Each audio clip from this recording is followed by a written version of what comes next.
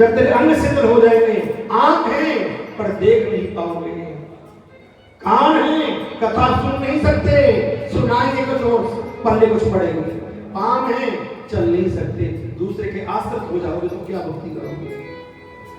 इसकी भक्ति जवानी में करो। और पत्नी बुढ़ापे में आजकल 100 में से 90% देवियां ऐसी आ रही है घरों में, इकट्ठा भक्ति करवाएंगे। मैं कहता हूं मेरे बहन भाइयों को तो भाग्यवान है आज के युग में अगर किसी को ऐसी बेटी मिले संस्कारवान, जो अपने सासुर से कहे जाओ करो यात्रा, सुनो कथा, करो अपना कल्याण, ये हमारा भाग्य सौभाग्य है। इकट्ठी कहते जितना पैसा इकट्ठा होता ना उतना आदमी को आगे हिम्मत होती है, बड़े से बड़ा काम कर लेता है। ऐसा धन कमाओ राम नाम रूपी जो आगे तुम्हें सदा सुख प्रदान करे, यही धन है जो सुख देता है। ये भक्ति है जो तुमको सुख देगी, शांति देगी। धन में सुख नहीं है, धन में शांति नहीं है। जितना धन आगे बढ़ता है उतनी अशांति और गलती चली जाती है। मिलता है सच्चा सुख केवल भगवान तुम्हारे चरणों में।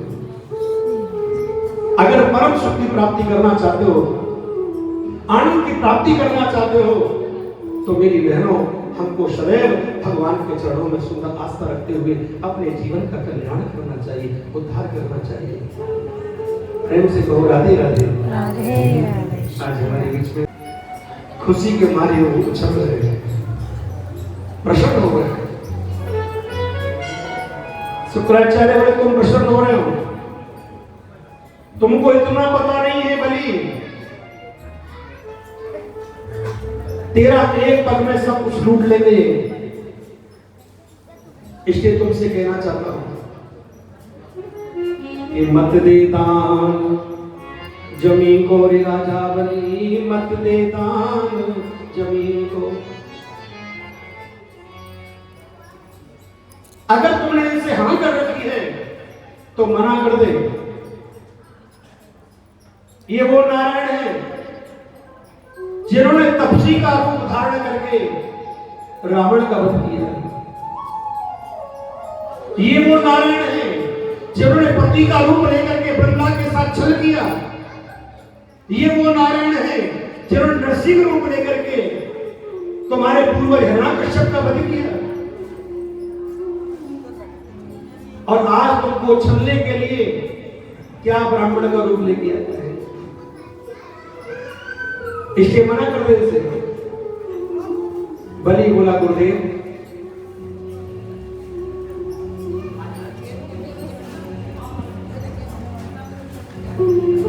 ब्राह्मण, ध्यान देकर सुनिए, ब्राह्मण बहन बेटी भांजी अगर झूठ बोल के भी हमसे कुछ ले जाए तो भी गृहस्थी को दान करने का एक फल प्राप्त होता है। इन हाथों से छूट जाए किसी रूप में प्यारे तो उसको आपको उसका फल मिलेगा, उसे कोई रोक नहीं सकता। निज हाथ दीजिए साथ लीजिए और खाया खोया सब बह गया। गुरुदेव आप मुझे रोकी मत ना, मैंने वचन दिया है और मेरे संकल्प को पूरा करा दीजिए। बलि ने सोचा ये तो मानता नहीं मेरी बात, पता नहीं नारायण ने क्या पट्टी पढ़ाई, नारायण के गीत गा रहा है, पर मुझे अपने चेला को बचाना है। शुक्राचार्य ने क्या काम किया, वहां से लुट होके चले गए और एक छोटे से कीड़े का रूप धारण कर लिया, जिस कमंडल में से संकल्प के लिए जल निकालते थे, उस कमंडल के जल द्वार में शुक्राचार्य जी महाराज कीड़ा बन के बैठ गए और जल द्वार को रोक दिया, क्योंकि न जल बाहर आएगा और न संकल्प होगा पूरा और मेरा शिष्य बच जाएगा। भगवान बोले बलि क्या सोच रहे हो? दान देना है कि वापस जाए? इतना इंतजार करा के तूने दान दिया तो फिर क्या देना है? बल्कि महाराज मैं देने को तैयार हूं, पर मेरे गुरुजी नाराज होकर चले गए, संकट कौन बोलेगा? भगवान बोले क्यों घबरा रहे हो? तेरा संकल्प हम बोलेंगे। राजा बलि के हाथ में पुष्प दिए, चावल दिए, फल फूल दिया, पान का पत्ता दिया, लौंग इलायची सब कुछ दिया प्यारे। पर जब कमंडल में से मेरे ठाकुर जी जल निकाल रहे थे तो जल बाहर नहीं आ रहा था। भगवान बोले बलि क्या चक्कर है? मुझे ऐसा लगता है कि तुझे देने में जोर पड़ रहा है। अगर नहीं देने की इच्छा हो तो मैं वापस चला जाऊं। इस कमंडल में से जल बाहर क्यों नहीं आ रहा? उसने कहा महाराज मुझे कुछ नहीं पता क्यों नहीं आ रहा है। भगवान समझ गए कि यहाँ गुरुजी टांग अड़ा रहे हैं। अगर गुरु भी शिष्य को धर्म करने से रोकता है तो ऐसे गुरु को मैं शांति से नहीं रहने देता। गुरु का धर्म है जिसमें शिष्य का भला हो। ये जीवन बार बार नहीं मिलता प्यारे। उसे अपनी मुक्ति का पूरा अधिकार है। उसे जहां भी कल्याण करने के लिए, अपना मुक्ति के लिए साधन मिले, उसको जाना चाहिए। और सच्चे गुरु कभी भी अपने बंधन में ही शिष्य को नहीं डाल के रखते प्यारे कि तुम मेरे बंधन में रहो, कहीं मत जाओ। सच्चे गुरु की श्रेणी यही होती है। वो कहते हैं कि तुम्हें अपने कल्याण के लिए जहां भी कुछ प्राप्त हो वहां जाइए और अपना कल्याण कीजिए, अपना उद्धार कीजिए, अपनी मुक्ति कीजिए। मेरी बहनों और भाइयों, मैं आपको बता रहा था कि भगवान समझ गए और भगवान के पास में कुशा का आसन था। मेरे ठाकुर जी ने उसमें से कुशा निकाली और कुशा निकाल करके कमंडल के द्वार को खोल रहे थे, लेकिन वहां तो शुक्राचार्य जी घोड़ा बन के बैठे थे। शुक्राचार्य जी की आंख में भगवान के द्वारा डाली हुई कुशा लग गई, जिससे प्यारे ये कहा गया है या तो किसी इंसान से धर्म होता नहीं और कोई धर्म करता है और कोई व्यक्ति उस धर्म करते व्यक्ति को रोकता है, अगले जन्म में ठाकुर जी उसे जन्म से अंधा बना देता है। जन्मत होता है वो व्यक्ति। इनको दिया है धर्म करने के लिए। ठाकुर जी कभी मुझे भी अवसर मिले कि मैं भी आपके चरणों की सेवा ऐसे ही करूं, जैसे मेरे घर परिवार को। और देखा देखी व्यक्ति पाप भी कर लेता है। अभी विराट भगवान की ऐसे भगवान विराट हुए। एक पल में मेरे ठाकुर जी ने पूरी पृथ्वी को नाप लिया। एक पल में भगवान ने ऊपर के सभी लोगों को नाप लिया। जब ब्रह्मा जी के लोक में नारायण के चरण पहुंचे तो ब्रह्मा जी आज इतने खुश हो गए। ब्रह्मा जी ने सोचा मेरा कितना बड़ा सौभाग्य है, आज नारायण के चरण मेरे घर पे पधारे। ब्रह्मा जी ने भगवान के चरणों को जोड़ा। हर जीवन में हर कथा के पीछे ज्ञान है। जब तुम्हारे घर पर कोई संत गुरु ब्राह्मण आता है प्यारे तो उनके चरणों को जरूर धोया करिए। जिनके घर में विप्र के चरण धोए जाते हैं उस घर के पितृ बड़े संतुष्ट होते हैं। जिस घर में ब्राह्मण को भोजन कराया जाता है उसके माध्यम से हम पितरों को तृप्त करते हैं प्यारे। हमारे पितरों को सद्गति मिलती है, उनको मुक्ति मिलती है। तो वही जल चरण धोकर के ब्रह्मा जी ने अपने कमंडल में रखा था और आगे चल करके वही जल गंगा के नाम से प्रसिद्ध हुआ। बोलो गंगा मैया की जय।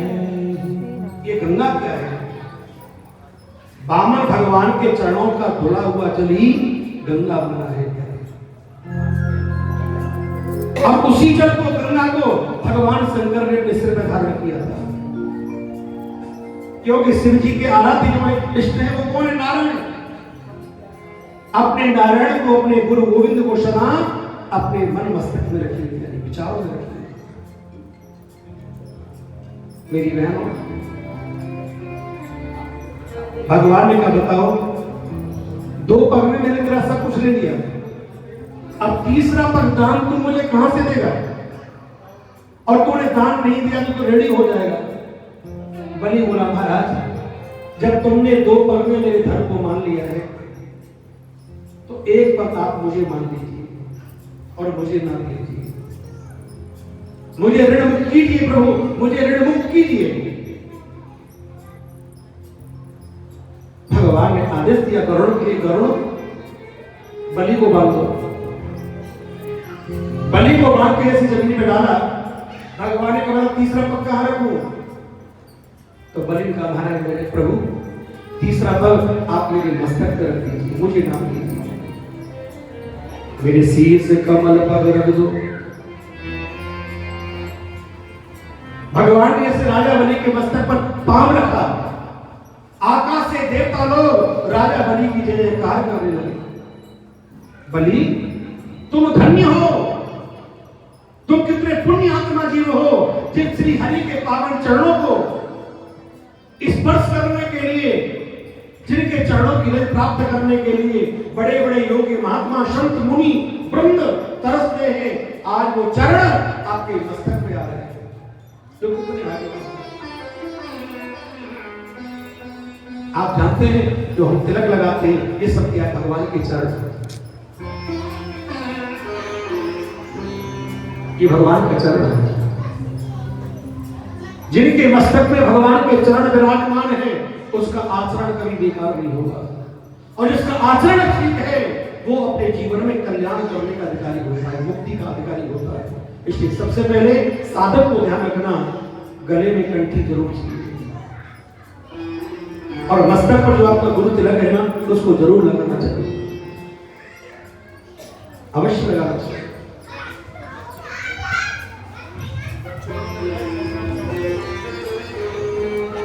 देखिए मैं आपको बता रहा था, आज मेरे ठाकुर जी ने जब राजा बलि के मस्तक पर पांव रखा तो राजा बलि को सुतन लोक पहुंचा दिया। भगवान बोले बलि धन्य हो तुमने अपना वचन पूरा किया और तुमने मुझे दान दिया, मैंने तुमसे दान लिया और मैं प्रसन्न हूं। आपको आशीर्वाद देना चाहता हूं, तुमको जो मांगना है सो मांग लीजिए। बलि का महाराज और क्या कमी रहेगी जिंदगी में? इस शरीर से भगवान की प्राप्ति हो जाए, इससे बड़ा आशीर्वाद दुनिया में कोई हो सकता है क्या?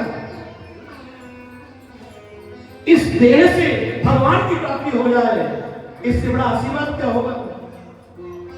प्रभु मुझे कुछ नहीं चाहिए, भगवान का तू नहीं मांगता है ना, पर मैं तुझे प्रसन्न होकर के मन से देता हूं, जा तू अमर हो जा और तुझे सुतन लोक का राज्य प्रदान करता हूं कि तुझे सुतन लोक का राज्य प्राप्त हो जाए, अमर हो जाए। आज भी कुछ ऐसे महापुरुष हैं जो अमर हैं। कौन कौन? अश्वत्थामा, बलि, व्यास, हनुमान, कृपाचार्य, परशुराम आज भी अमर है। बलि भी अमर है, भगवान ने उनको अमर किया है।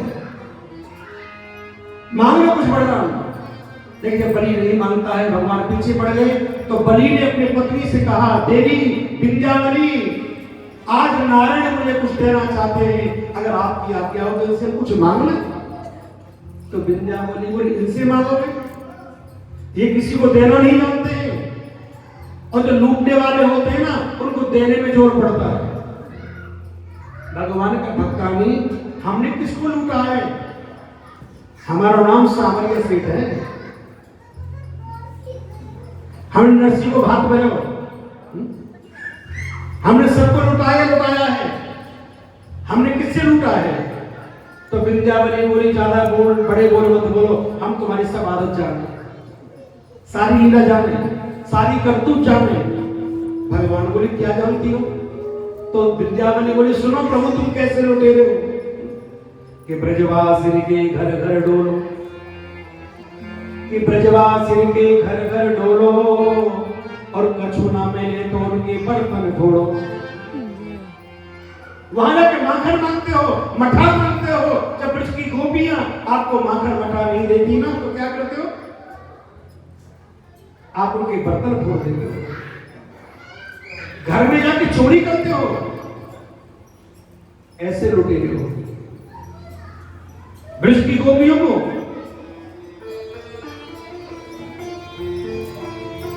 आप लूटते हो, तुम देना क्या जानते?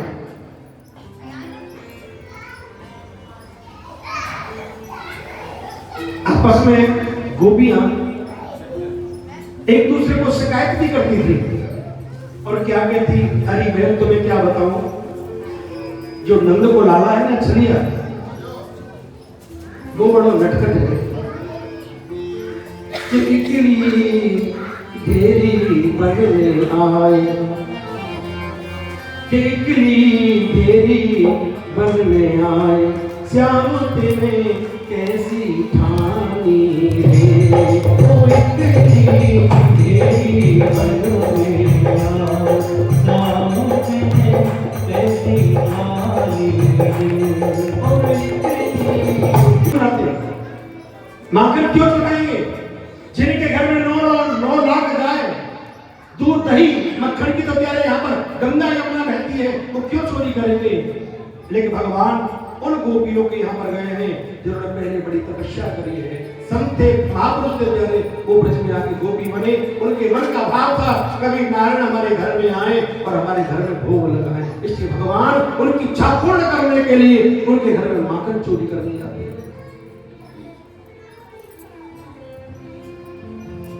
भगवान को भगवान कहते हैं, ये मेरे नारायण है।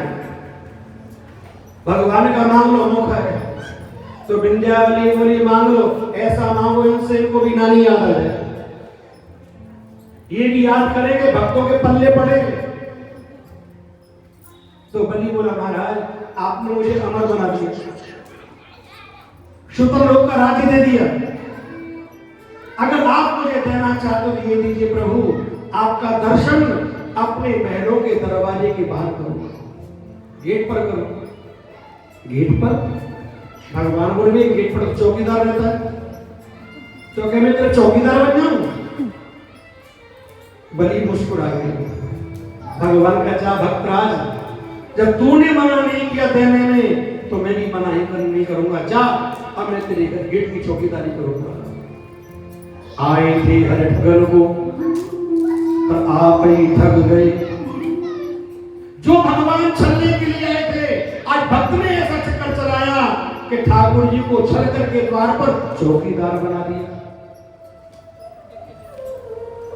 अब तो कह रहे घर से बाहर जाता है तो भगवान के दर्शन करके जाता है, जब लौट के आता है तो भगवान के दर्शन करता है। समय व्यतीत होने लगा है, बड़ा समय हो गया, भगवान को वहां पर चौकीदारी करते करते।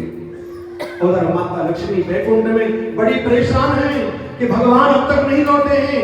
एक बार नारद जी वीणा बजाते हुए बैकुंठ में पहुंचे और बैकुंठ में जाकर के लक्ष्मी मां बड़ी उदास बैठी। लक्ष्मी मां ने कहा, नारद जी बताओ प्रभु कहां है, तुम्हारे नारायण भगवान कहां है? नारद जी ने कहा, माता जी उनकी चोट लग गई है, उनको ड्यूटी मिल गई है। लक्ष्मी जी ने कहा, उनको जॉब मिल गई, ड्यूटी मिल गई, हमारे पास क्या करें जो भगवान को किसी की नौकरी करनी आवश्यकता पड़े और उनको नौकरी मिली तो नौकरी में कौन सी पोस्ट मिली है? नारद जी बोले, माता जी अगर उन्होंने बीटीसी बीएड जीएवीटी कुछ किया होता तो टीचर बन जाते, सीए किया होता तो चार्टर्ड अकाउंटेंट बन जाते, एलएलबी किया होता तो वकील बन जाते। अब माता जी पढ़ाई तो करी नहीं प्रभु ने, और बिना पढ़े लिखे तो भैया वही नौकरी मिलती है, चौकीदारी। चौकीदारी किसकी चौकीदारी? पर राजा बनने के द्वारे पर भगवान चौकीदारी कर रहे हैं। तो छलने गए थे, ऐसा चक्कर चला दिया बलि ने कि भगवान को चौकीदार बना दिया। कैसे छूटेंगे वहां से? भाई माता जी नौकरी परमानेंट हो गई होगी, आप तो अमर हैं ही, पर बलि को भी अमर बना दिया है। लेकिन लक्ष्मी जी का नारद जी को ऐसा उपाय बताओ जिससे मैं अपने प्रभु को उनके बंधन से मुक्ति दिला सकूं। क्या कहा? माता अब कुछ समय के बाद में बड़ा सुंदर पर्व आ रहा है, रक्षाबंधन का पर्व। तुम अपने रूप को छुपा करके अपने हाथ में राखी लेकर के और राजा बलि को अपना धर्म भाई बना लीजिए। और जिस समय कोई बहन भाई को राखी बांधती है ना, तो भाई को कभी भी खाली हाथ राखी नहीं बंधवानी चाहिए। या ब्राह्मण तुम्हारे हाथ में रक्षा सूत्र बांधता है, तुम्हारे पास जो भी है प्यारे, खुशी मन से आप उनको दान दीजिए, तभी आपका रक्षा सूत्र काम करता है। कभी खाली हाथ रक्षा सूत्र नहीं बंधवाना चाहिए। और बलि इतना दानवीर है, उनके पास जो कोई जाता है, जो मांगता है, उनको लौटा देते हैं, अपने रूप को छुपा के जाना। इतना काम मेरे बहन भाइयों। तो आज रक्षाबंधन का पर्व आया, माता लक्ष्मी अपने रूप को छुपा करके राजा बलि के द्वारे पर सुतल लोक पहुंच गई। लेकिन राजा बलि के द्वारे पर जब माता लक्ष्मी पहुंची तो राजा बलि के महलों में एकदम से जगमगाहट हो गई। कहते लक्ष्मी जब आती है तो अपना असली रूप दिखाती है। बलि ने कहा तुम कौन हो जो यहां आई हो? तो लक्ष्मी ने कहा भैया, छोटे भैया तेरे द्वार ये बहना बड़ी ही दूर से आई है, बीरन मेरी इच्छा बनवाए हाथ में रक्षा, ऐसो समय न बारंबार बहना बड़ी दूर से आई। आपकी बहन हूं, तुम मुझे भूल गए पर मैं तुम्हें भूलूंगा थोड़े। मैं समझ गई भैया, जब भैया में पैसा बढ़ जाए ना तो अपनी गरीब बहनें भूल जाए, पर बहन अपने भाई को नहीं भूल सकती। आज सारी बहन अपने भाइयों को राखी बांधने जा रही हैं। मैंने सोचा मेरे बलि भैया की कलाई सुनी है, वो तो कभी याद नहीं करता मुझे, पर चलो उसकी कलाई पे मैं राखी बांध दूं। बलि का मेरे को भेंट भी नहीं थी, पर मेरे जीवन में जो कमी थी वो भी पूरी हो गई। बलि ने हाथ आगे किया, लक्ष्मी मां ने वहीं को राखी बांधी। ये न बतो बलि राजा दान में द्रोमावला, कि ये न बतो बलि राजा दान में द्रोमावला, तेन त्वां प्रतिवदनामि रक्षे माचल माचल। कि ब्रह्मा करे दीर्घायु को ऐश्वर्य हर देते रहे, कि विघ्न नाशक गणपति कल्याण शुभ करते रहे, तेज अति बल रवि दिवाकर सौंदर्य वर्षाते रहे। इस धरा पर बलि भैया परिवार सहित सकुशल रहे, इस धरा पर बलि भैया परिवार सहित सकुशल रहे। आशीर्वाद आशीर्वाद आशीर्वाद। इतना कहा, बलि की आंखों में प्रेम के आंसू आ गए। मेरे प्रभु बड़ा दयालु है। जिस ग्रस्त में बहन बेटी ना हो उस ग्रस्त को श्रेष्ठ नहीं माना जा सकता है। बहन बेटी से ही ग्रस्त को पूर्ण माना जाता है। बस आज मुझे बहन भी मिल गई, मेरा जीवन धन्य हो गया। मांगो मेरी बहन, आपको मैं राखी बंधाई क्या दूं, क्या तुम्हारी इच्छा है? इतना सुनते माता लक्ष्मी की आंखों में आंसू आ गए और माता लक्ष्मी भव भव के रोने लगी। बहन क्यों दुखी हो? तुम्हारे जीवन में क्या कमी है जो आप परेशान हो रहे हो? मैं आपका भाई आपको वचन देता हूं, मेरे बहन के जीवन में जो कमी होगी उसको तुम्हारा भाई पूरा करेगा। बताओ तुम्हें क्या तकलीफ है? भैया राखी बचाते हो ना, पर मांगो, वचन देता हूं जो मांगो उसको दूंगा। क्या कहा भैया? मांगो दे दे चौकीदार, ये बहना बड़ी दूर से आई। चौकीदार? कौन सा चौकीदार? जो तेरे महल दरवाजे पर खड़े छड़ी लेकर के। चौकीदार मेरा, उससे तुम्हारा क्या रिश्ता है? कौन है तुम? इतना कहा बलि का मुझे तो ऐसा लगता है कि तुम कहीं लक्ष्मी तो नहीं हो जो मुझे छलने के लिए आई हो। हाँ भैया मैं लक्ष्मी हूं। लक्ष्मी ने अपना असली रूप दिखाया, बलि ने चरण पकड़ लिए और क्या कहा, मेरी बहन मुझे क्या पता था कि पूरा खानदान तेरा ठगोगा है, कि ठग के घर में ठगनियां आई। पहले तेरे पति ने आके मुझे छला और अब बहन बन के तूने मुझे छल लिया। पर चलो बहन, मैं अपने वचन से नहीं मुकरूंगा, मैं आपको लेके चलता हूं। बलि लक्ष्मी को लेकर के भगवान के पास गए। भगवान दूर से देख रहे लक्ष्मी आ रही।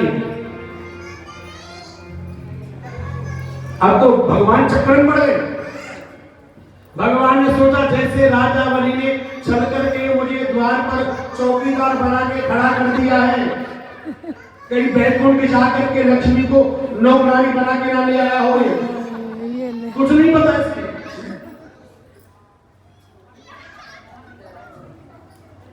भगवान ने कहा, देवी लक्ष्मी हाउ आर यू? भगवान से लक्ष्मी माता बोली, I am fine thank you. समझा नहीं? लक्ष्मी बोली, क्या तुमको भाई तुम मुझे भैया के घर में आने से रोकोगे क्या? मेरा भाई है बलि। बलि बोला, हाँ महाराज, मैं इसका भाई हूं। जो कह रही है बहन वो ठीक कर रही है, मैं भाई हूं इनका। इन्होंने मुझे भाई बनाया है, ये मेरी बहन है और आपको लेने के लिए आई है। प्रभु अब तुम मेरे बंधन से मुक्त हो गए, अब तुम अपने बैकुंठ में जा सकते हो। लक्ष्मी ने भगवान को बंधन से मुक्ति दिलाई, लेकिन चलते समय बलि ने भगवान ने बलि से कहा, बलि एक बात तो बताओ, इस लीला के अंतर्गत में विजय किसकी हुई, कौन जीता, जीत किसकी हुई? बलि बोला, महाराज इस लीला में जीत मेरी हो गई, इसमें भी क्या कमी रह गई जीत में? मैं तुम्हारी जीत कैसे हो गई कि तुम मुझे छलने आए थे, तुमने मुझे क्या छला, मेरे नारायण को चौकीदार बना करके दरवाजे पर खड़ा कर दिया, इसलिए जीत मेरी हो गई। भगवान बोले, बलि जीत अब भी तेरी नहीं है, अब भी जीत मेरी है। मैं तुम्हारी जीत कैसे हो गई महाराज कि मेरे तेरे द्वारे पर चौकीदारी की, जब पहरेदारी की, जो कुछ भी किया, जब लक्ष्मी तेरी बहन बन गई तो तेरा जीजाजी बन के जा रहा हूं, तेरा मेहमान बन के जा रहा हूं, जीत तो मेरी अपनी। इतना कहा बलि ने ठाकुर जी के चरण पकड़ लिए और कहा, मेरे प्रभु जो रिश्ता आपने जोड़ा है, ये रिश्ता मेरा कभी खत्म ना हो। मैं सदा आपकी इसी रूप में सेवा करूं। आप जा तो रहे हो, पर एक वचन दे के जाइए, आपके बिना मेरा मन नहीं लगेगा, तेरे बिना दिलदार हाय मेरा मन नहीं लगता, दिल नहीं लगेगा। आप चले जाओगे, आपसे इतना प्रेम हो गया है कि तुम्हारे बिन मुझे सुना सुना दिखाई देगा। जैसे आपने देखा होगा, कोई सच्चा साधक जब 7 दिन कथा सुनता है और 7 दिन के बाद जब भागवत का भोग पड़ता है, पूजा हो जाती है, वो स्थान होता है, पर प्यारे वहां मन नहीं लगता। ऐसा लगता है ठाकुर जी हमारा क्या लूट के देंगे। असली भक्ति पहचान है, भगवान के मिलने पर उसे खुशी होती है, और जब भगवान का विछड़न होता है ना तो उसे कष्ट होता है, तकलीफ होती है। और मैं कहता हूं, अगर आप भाग्यवान हो, आपको भगवान की कथा से खुशी मिल रही है, आपको आनंद मिल रहा है, और यही आनंद आपको परमानंद की प्राप्ति कराता है, परमात्मा की प्राप्ति कराता है। आप सदा भगवान के आनंद में जियो और भगवान से यही प्रार्थना करें कि कब आओगे बिहारी जी हमारे अंगना, कब आओगे बिहारी जी हमारे अंगना,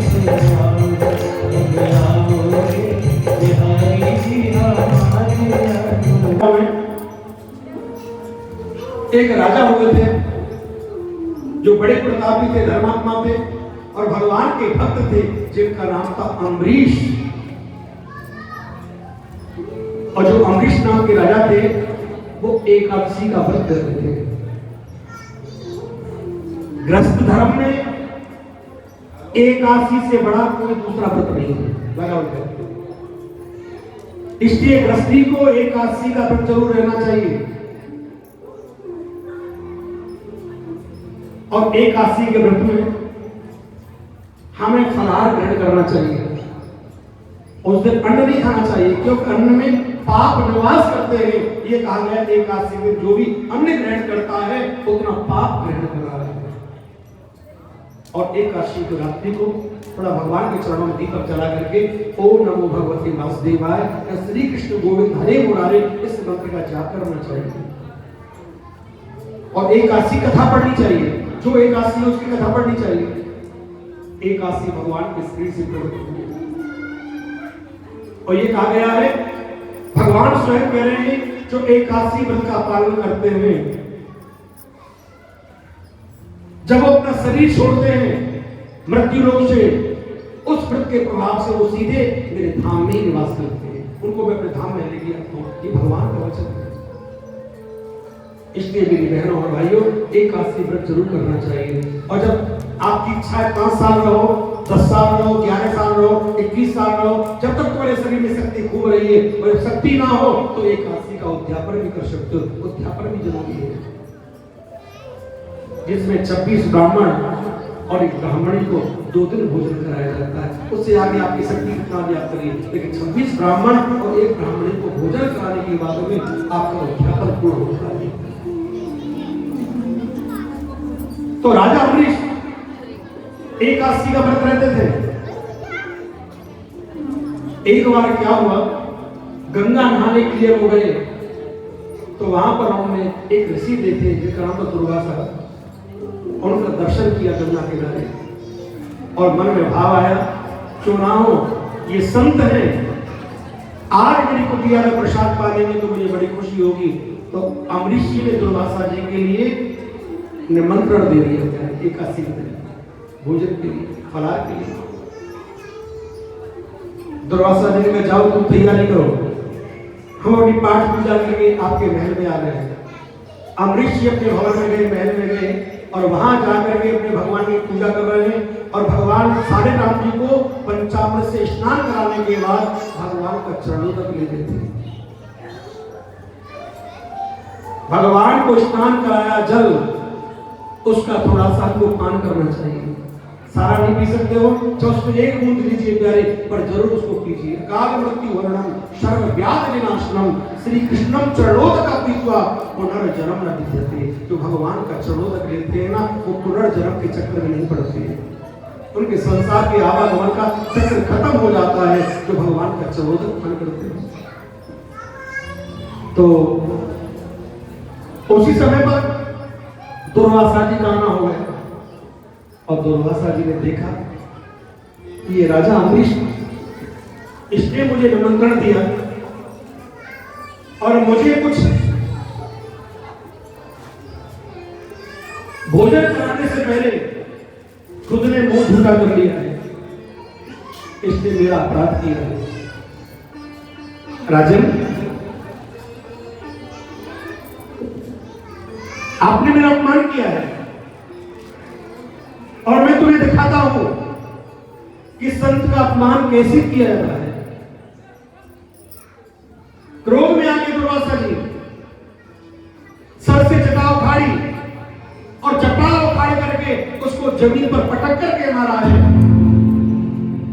उससे उन्होंने एक राक्षसी को प्रकट किया है, और जिसका नाम था कृत्या राक्षसी। कृत्या नाम की राक्षसी अपना मुंह फाड़ करके खड़ी हो गई, और दुर्वासा जी से कहने की, कहो महाराज मेरे लिए क्या आदेश है। दुर्वासा जी ने कहा, अम्बरीश ने मेरा अपमान किया है, तू अम्बरीश को खा जा। अब कृत्या नाम की राक्षसी अम्बरीश को खाने के लिए आगे बढ़ने लगी, लेकिन राजा अम्बरीश घबरा गए और भगवान नारायण से प्रार्थना की, हे प्रभु नारायण, अगर मेरे मन में संत का अपमान कर करने का थोड़ा भी विचार हो तो ये राक्षसी मुझे खा जाए, इसका मुझे कोई भय नहीं है। और ऐसा ना हो तो आज तुम्हें अपने भक्त की रक्षा करनी पड़ेगी।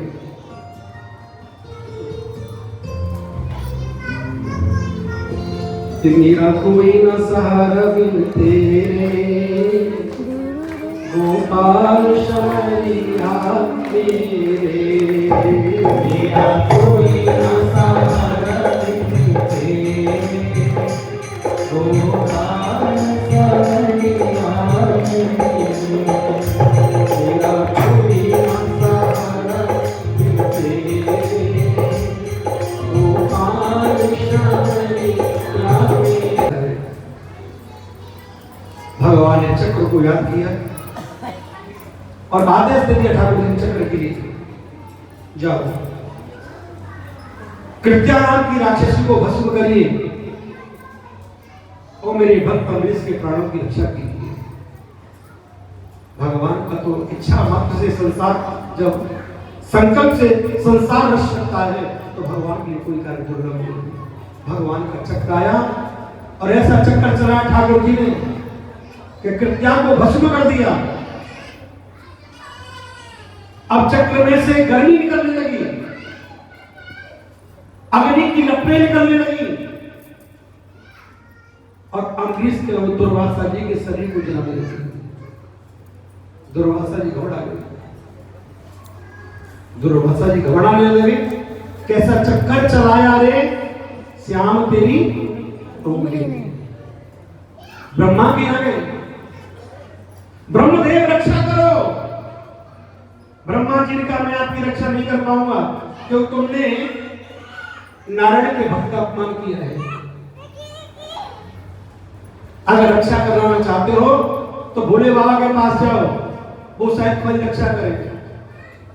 भगवान शंकर के पास गए बोले राम त्राहिमाम त्राहिमाम त्राहिमाम, शरणागति हूं, रक्षा करो रक्षा करो रक्षा करो। कैलाश पर्वत पर भगवान शंकर बोले दुर्वासा जी आप कैलाश को छोड़ के यहां चले जाओ। मुझे ऐसा लगता है ये चक्र की गर्मी से कहीं कैलाश की चलकर के राग ना हो जाए। आपको नारायण की शरण में जाना होगा। भागवत जी में लिखा है कि पूरा 1 वर्ष हो गया, एक दिन नहीं, 1 वर्ष तक दुर्वासा जी भगवान के चक्कर से परेशान रहे। काऊ ना बैठन कहा ना ओई और रात को सके ब्रह्म कर दूंगी। अंत में नारायण के पास गए, प्रभु नारायण मेरी रक्षा करो। तो भगवान के मुंह से क्या निकला? अहम भक्त पराधीनो, कि अहम भक्त पराधीनो आश्वतंत्र ध्वज। मैं अपने भक्तों की आधीन रहता हूं। अगर भक्त अम्बरीश तुम्हें क्षमा कर देंगे तो मैं भी तुम्हें क्षमा कर सकता हूं, और भक्त ने क्षमा नहीं किया तो ये चक्र कभी शांत भी नहीं होगा। भगवान भक्तों को कितना मान बढ़ाते हैं। प्रबल प्रेम की पाले पढ़कर, कि प्रबल प्रेम के पाले पढ़कर प्रभु को नियम बदलते देखा। अपना मान भले कर जाए पर भक्त का मान न करते देखा। जिनकी केवल कृपा दृष्टि से सकल विश्व को पलते देखा। उनको ब्रज की उन गलियों में 100 बार मचलते देखा। अंत में भगवान नारायण ने अम्बरीश के पास भेजा दुर्वासा जी के लिए। बोले भक्त तुम ही नारायण से कहो अपने चक्र को शांति कर ले, मेरे प्राण बच जाएंगे। अम्बरीश ने कहा हे प्रभु नारायण मेरे कारण से एक संत को इतनी बड़ी पीड़ा हुई है। अगर मैं आपका सच्चा भक्त हूं तो प्रभु अपने चक्र को शांत कर लीजिए। भगवान का चक्र शांत हुआ और वापस भगवान के पास पहुंच गया है। अब वही दुर्वासा जी कह रहे हैं जिस भक्त को मैं कृत्या के द्वारा मरवाना चाह रहा था, उसी भक्त ने मेरे प्राणों की रक्षा के लिए भगवान से प्रार्थना करके मुझे प्राण दान दिया है। हे भक्तराज अम्बरीश, मैं आपको आशीर्वाद देता हूं, जब तक सूरज चंद्रमा में, पृथ्वी आकाश है, जब तक श्रेष्ठ भक्तों में आपकी गिनती होगी, श्रेष्ठ भक्तों में आपकी गिनती होगी। भक्त कभी किसी का बुरा नहीं चाहता, और जो बुरा चाहता है वो कभी भक्त नहीं हो सकता। भक्त का मतलब ये होता है कि परमात्मा सबका भला करे, सब सुखी रहे। जो किसी का बुरा चाहे, प्यारे किसी के बारे में बुरा सोचे, उसके विचारों भगवान कहां बसेंगे। जिसके विचार गंदे हैं वो भजन नहीं कर सकता। तेरे भजन वही करेगा जिसके विचार शुद्ध हैं। विचारों को सुंदर बनाने की कोशिश करिए। राम नाम के साबुन से जो मन का मैल छुड़ाएगा, जो राम नाम रूपी साबुन से प्यारे अपने मन के मैल को साफ करेगा, उसको स्वयं ठाकुर जी का साक्षात दर्शन भी होगा। सूरदास ने कहा है कि तूने आंगन नहीं गुहारा, कैसे आएंगे भगवान। हर कोने में गंध लगी है, मन की ज्योति नहीं जगी है। आंगन चारों ओर अंधेरा, कैसे आएंगे भगवान। निर्मल मन हो तो आते, श्याम सूर को ले जाते। इस पर हमने नहीं विचारा, कैसे आएंगे भगवान। और एक बात बताओ मेरे बहन भाइयों, हमारा मन निर्मल कब होगा? जब हम महापुरुषों के चरणों में बैठ करके उनके द्वारा दिव्य ज्ञान को सुनेंगे, सत्संग सुनेंगे। मेरी बहनों और भाइयों, जैसे वर्षा के मटमैले जल को शीत ऋतु शुद्ध कर देती है, उसी प्रकार कितना भी किसी का मन गंदा क्यों ना हो, भगवान की कथा सुनने से गंदा मन भी पवित्र हो जाता है कुछ समय के बाद में। लेकिन सबरी मन में गांठ बांध ली कि मेरे गुरु जी ने कहा भगवान है। मंत्र सत्यम पूजनम सत्यम, सत्यम देव निरंजनम। कि मंत्र सत्यम पूजनम सत्यम, सत्यम देव निरंजनम। गुरुवाक्यम शरा सत्यम, सत्यमेव परमं पदम। बच्चापन से जवानी निकल गई, नाम जपते जपते बुढ़ापा आ गया, बाल भी पक गए, कमर भी झुक गई, पर सबरी का विश्वास कम नहीं हुआ। कहा कि मेरे गुरु जी ने आशीर्वाद दिया है कि भगवान है, और मेरे ठाकुर जी के पर कितने कोमल हैं। मेरे ठाकुर जी कोई पीड़ा ना हो, रोजाना रास्ता में फूल बिछाती है। मैं तो कर रही रास्ता साफ, राम जाने कब घर आएंगे। और उसका विश्वास कम नहीं हुआ। एक दिन प्रातः काल का समय था, चित्रकूट के घाट घाट पर सभी देखे बाट, राम कब आएंगे। सुबह सुबह उनकी कुटिया पर एक कौवा बोला, और सुबह सुबह किसी के द्वारे पर काग बोले तो सब लोग प्यारे कोई ना कोई नया मेहमान आने वाला है। तो सबरी क्या करिए काग से, अरे बोल बोल का गाने राम कब आएंगे। बोल बोल का गाने राम कब आएंगे। बोल का गाने भक्त इस 84 कोष की यात्रा करेंगे, उनको मैं 84 लाख योनियों में नहीं जाने दूंगा, उनको मुक्ति दूंगा। इसलिए 84 कोष की यात्रा जरूर करनी चाहिए। हमारी यात्रा हर साल निकलती है। इस वर्ष 10 नवंबर से लेकर के और 16 नवंबर तक है। 9 नवंबर को लोगों को पहुंचना है आनंद धाम में। जिनको कुछ जानकारी लेनी हो, पूछना हो, ये राम जी बलसार जी। एक बार हमारा दशरथ विचार कर रहे हैं दर्पण में अपना मुख देख रहे थे। श्रवण समीप वायु शुद्ध केशा, उनके कान के पास में सफेद बाल आया। विचार करते हैं, मेरी जवानी जा रही है और बुढ़ापे की तरफ मैं आगे बढ़ रहा हूं, लेकिन अभी तक मेरे घर में कोई संतान नहीं है, तो मैं क्या करूं? बड़ी विचित्र बात है। राम जी के वंश में बिना यज्ञ के किसी राजा को संतान नहीं हुई, और कन्हैया जी के वंश में बिना युद्ध के किसी की शादी नहीं हुई। बड़ी विचित्र बात। तो महाराज दशरथ बड़े दुखी हुए, अपने गुरु के पास पहुंचे, और दशरथ जी क्या सोच रहे हैं?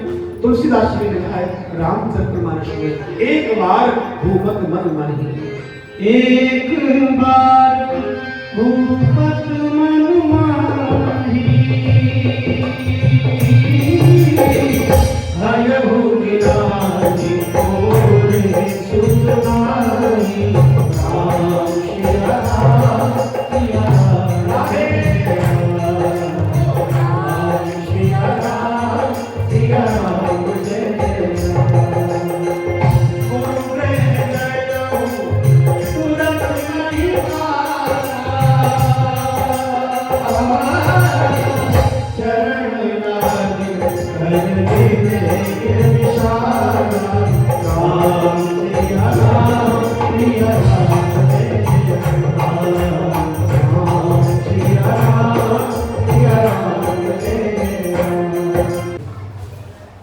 सुंदर नार पुत्र पुतर्षक, कोई फूहर जन जन हारी, प्रभु शंकर मन की गति बिहारी।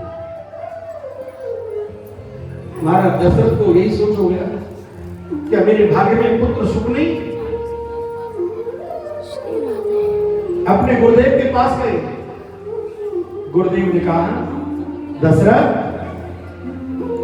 धैर्य रखिए, हिम्मत रखिए, मेरा आशीर्वाद है। कभी कभी दवा काम नहीं आती, प्यारे, दुआ काम कर जाती है।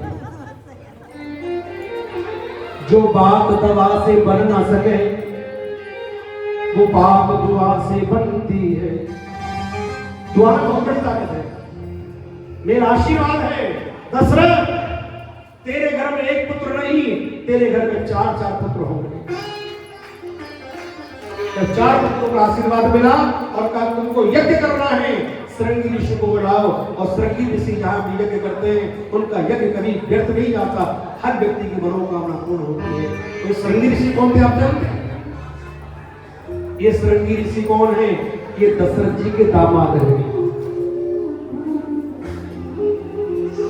हम तो ये जानते हैं कि दशरथ जी घर में 4 बेटा हुए, लेकिन वाल्मीकि रामायण कहती है कि दशरथ जी के 4 बेटाओं से बड़ी एक बेटी हुई थी, जिसका नाम था शांति। और शांति नाम की जो कन्या थी, महाराज दशरथ ने अपने मित्र रोमपाद के लिए गोद दे दी थी प्यारी। जब वो कन्या बड़ी हुई तो उसकी शादी श्रृंगी ऋषि के साथ में हुई, और श्रृंगी ऋषि बड़े ज्ञानी थे प्यारे। उन्होंने आप श्रृंगी ऋषि को बोला। श्रृंगी ऋषि आए हैं, यज्ञ हुआ है, भगवान अग्निदेव प्रसन्न हुए, और भगवान अग्निदेव ने प्रसन्न होकर के आज खीर का प्रसाद वशिष्ठ मुनि को प्रदान किया है, और कहा चाहिए ये प्रसाद अपने शिष्य दशरथ को दे दीजिए, इनकी रानियां इस आशीर्वाद को ग्रहण करेंगी, इनके घर में पुत्र सुख प्राप्त होगा। तो महाराज दशरथ आज खुशी के मारे थोड़े दिन समाये। जहां पर भी कोई महायज्ञ हो, इस माता बहन को संतान ना हो, ये प्रमाण है प्यारे आज भी। जहां पर यज्ञ होता है, यज्ञ में देवताओं के लिए खीर की आहुति दी जाती है, और उस खीर प्रसाद में से थोड़ा भी किसी माता बहन को मिल जाए तो उसकी गोद जरूर भरती है प्यारे। ये भगवान करते हैं, इच्छा उसके वश पूर्ण होती है। तो यही मैं आपको बता रहा था कि महाराज दशरथ ने वो प्रसाद हुए ना, अर्धभाग कौशल्याय दीना और उभय भाग आदे कर लेना। वो प्रसाद आधा भाग माता कौशल्या को दिया, और आधे भाग में 2 हिस्से हुए हैं सुमित्रा और कैकेयी के लिए। जब तीनों रानियां उस खीर के प्रसाद को लेने को तैयार हुई, आश्चर्य की घटना तो जब घटित हुई, जब सुमित्रा अपने हाथ में दोना में खीर को लेना चाह रही थी, आकाश से उड़ती हुई एक चील आती है और चील ने ऐसा सुमित्रा माता के हाथों में झटका मारा कि दोने को अपने पंजे में दबा करके और आकाश में उड़ गई। माता सुमित्रा का भाग उनके हाथ से छूट गया। सुमित्रा बहुत दुखी हुई। एक पर्वत के ऊपर माता अंजना, हनुमान जी की मां, तपस्या कर रही थी। जैसे तपस्या करते करते उसको बड़ी तेज भूख लगी, उनकी आंख खुली तो उसी समय क्या हुआ, वो चील ऊपर से उड़ रही थी, उसके पंजे से खीर का दोना छूटा और सीधा अंजनी माता की झूली में आके गिरा। अंजनी माता ने सोचा शायद ठाकुर जी ने मेरे लिए प्रसाद भेजा है, तो सुमित्रा माता का भाग अंजनी माता ने खा लिया, जिससे हनुमान जी का जन्म हुआ। गुरु हनुमान जी महाराज की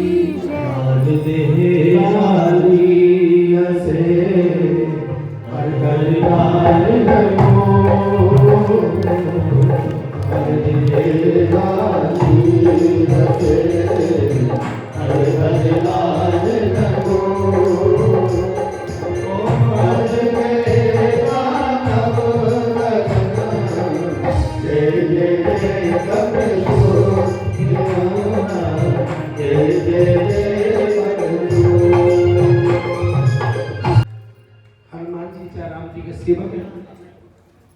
लेकिन ये कथा प्रमाण देती है, जिस खीर को खाने से चारों भाइयों का जन्म हुआ है, उस खीर को खाने से तो हनुमान जी का भी जन्म हुआ है। हनुमान जी के जन्म के विषय में और भी कथा है। हनुमान जी क्या है? शंकर सुवन, केसरी नंदन, शंकर जी के पुत्र कहलाए, केसरी के पुत्र कहलाए और बाई पुत्र कहलाए। ये कथा बड़े विस्तार में है। ये दूसरी कथा है। इधर सुमित्रा माता ने कहा, बहन कैकेयी, मेरे हाथ में आया हुआ प्रसाद मेरा लुट गया है। और कहते हैं ना, जिस नारी पर संतान होती है उसकी घर में इज्जत होती है, और संतान ना हो तो उसकी घर में इतनी इज्जत नहीं होती।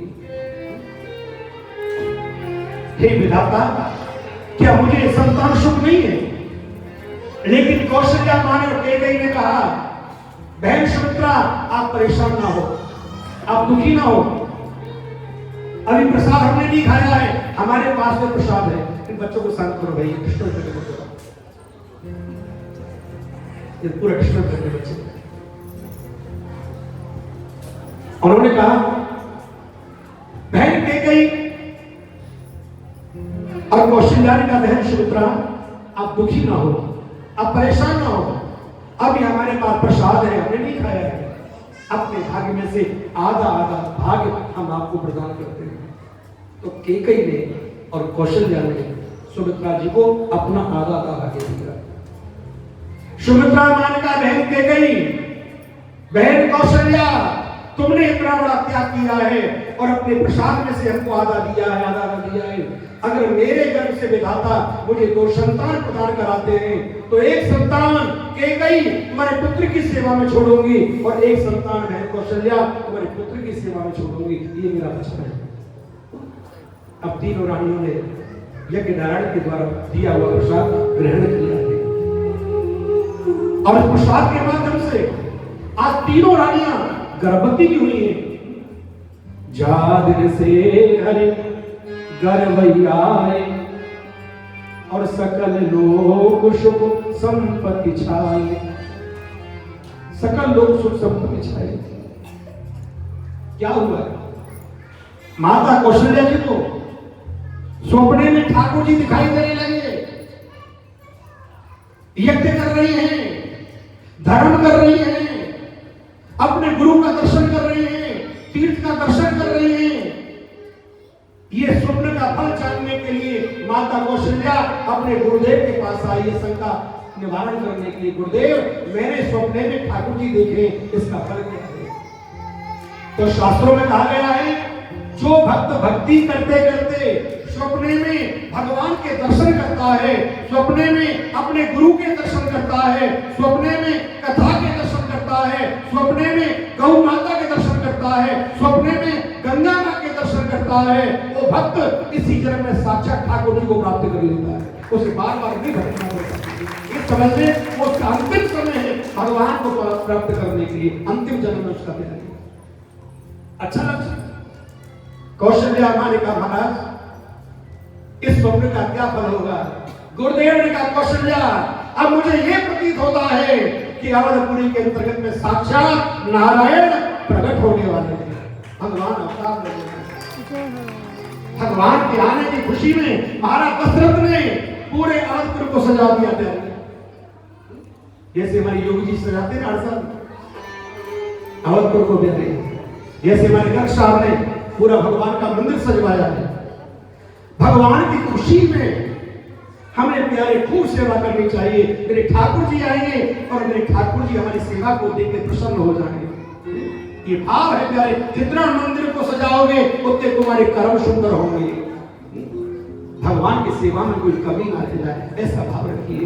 ये अवसर जीवन में बार बार नहीं आते। धर्म तो कितनों पर होता है और धर्म में सबका नहीं लगता प्यारे, धर्म में भगवान का लगता है, इस पर भगवान की कृपा होती है। धर्म सबका नहीं लगता धर्म में। माता कौशल्या बड़ी खुश हो गई और कहा पुत्री जाइए प्रभु के आगमन की प्रतीक्षा कीजिए। नवमी तिथि आई है, नवमी तिथि मधुमास पुनीता। कैसी आई नवमी तिथि? नवमी तिथि मधुमास पुनीता, नवमी तिथि मधुमास पुनीता, सुदय मचे अभिजित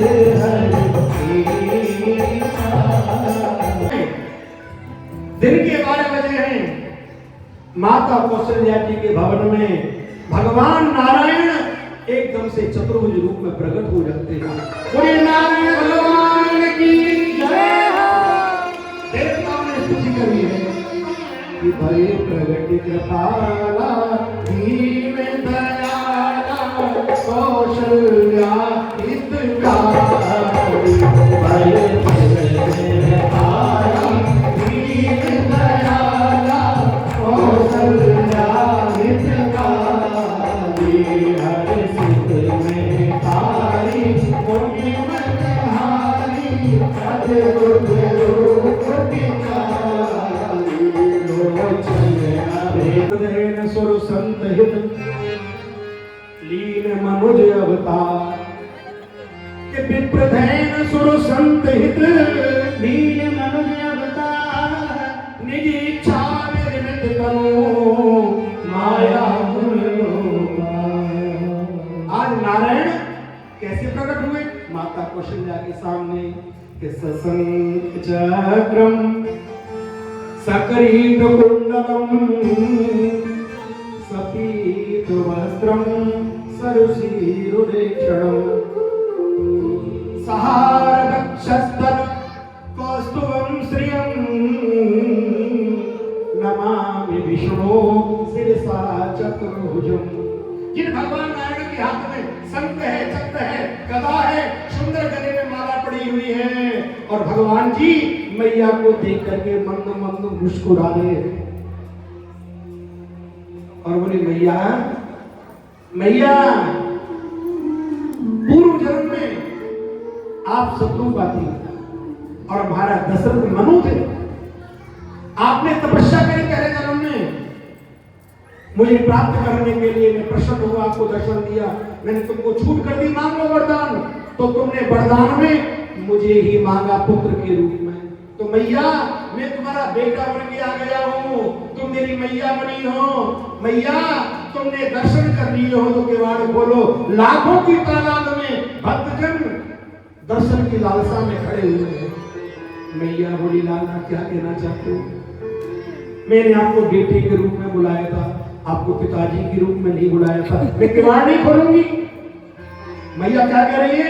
मैंने आपको बेटे के रूप में बुलाया था, पिताजी के रूप में नहीं बुलाया था। मैया भगवान बोले मैया तुम मुझसे कहो बेटा, मैं कहूँ तुमसे मैया, तो है गे माँ बेटा। तो मैया बोले लाला तो तू सबके सामने मैया की बेइज्जती करवाना चाह रहा है। पहली बात तो यह है जब किसी को बेटा होता है तो 4 हाथ वाला नहीं होता। कौन विश्वास करेगा कि तुम कौशल्या नंदन हो? इसलिए आपको 2 हाथ वाला बनना पड़ेगा। इन बच्चों को शांत करो। तो बैठा नीचे बैठा बैठा बच्चे बैठा। आज भगवान 2 हाथ वाले बन गए। मैया आप तो किवाड़ खोलो। मैया बोली किवाड़ भी नहीं खुलेंगी, अब क्या कमी रहेगी? भाई लाला जब किसी को बेटा होता है ना तो 6 फुट का नहीं होता, आपको छोटा बनना पड़ेगा। भगवान ने सोचा माँ बाप के सामने तो छोटे बनने में आना, चलो कोई बात नहीं भैया हम छोटे बनने आते। आज भगवान छोटे बन गए। अब तो किवाड़ खोलो। मैया बोली किवाड़ भी नहीं खोलेंगी, अब क्या कमी रहेगी? लाला जब किसी को बेटा होता है ना तो वस्त्र आभूषण पहन के नहीं होता, तुम्हारा पूरा श्रृंगार हो रहा है। कौन मानेगा कि तुम कौशल्या नंदन हो? आपको ये वस्त्र आभूषण भी उतारने पड़ेंगे। भगवान का मैया बड़ा तंग कर रही है। ले मैया ने वस्त्र को उतार के भगवान ने आज वस्त्र भी पहन दिए। अब किवाड़ बोलो, अब भी किवाड़ नहीं पड़ेंगी। भगवान बोले मैया बड़ा तंग कर रही, कभी कह रही छोटे बन जाओ, कभी कह रही 2 हाथ वाले बन जाओ, और कभी कह रही वस्त्र आभूषण उतार दो। सारे काम तो कर दिए, क्या कमी रह गई? भगवान से मैया ने कहा मैया बोले लाला सुन, जब किसी को बेटा होता है ना तो जन्म लेकर के वो बोलता नहीं है, उसे रोना पड़ता है। आपको रोने की लीला दिखानी पड़ेगी, रोना पड़ेगा मरती। हाँ सुन बचन सुजाना रोधन डाला, कोई बालक सुर भूपा, यह चरित्र जो गावई हर पद पावई, तेना परई भवभूपा। भगवान ने जब रोना शुरू किया, उआ उआ उआ करके रोना शुरू किया, एकदम से महारानी कौशल्या जी के महलों में राम जी के रोने की गूंज घूमने लगी।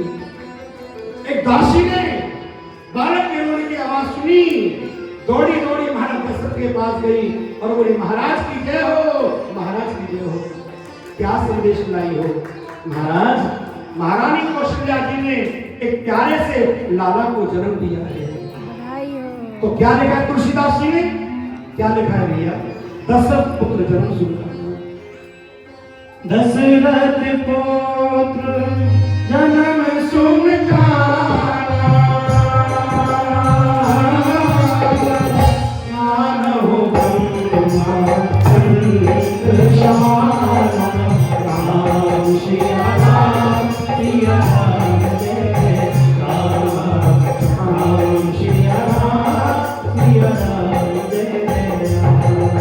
जन्म नहीं हुआ प्यारे, वो ग्रस्त कभी भाग्यवान नहीं।